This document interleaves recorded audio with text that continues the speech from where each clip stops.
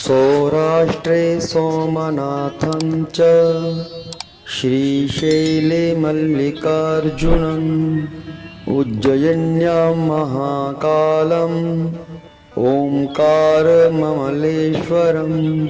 परल्यां वैद्यनाथं च डाकिन्यां भीमशङ्करम्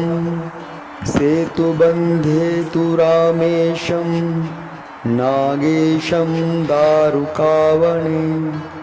वाराणस्यां तु विश्वेशं त्र्यम्बकं गौतमीतटे हिमालये तु केदारं उष्मेशं च शिवालये एतानि ज्योतिर्लिङ्गानि सायं प्रातः पठेन्नरः सप्तजन्म कृतं पापं स्मरणेन विनश्यति।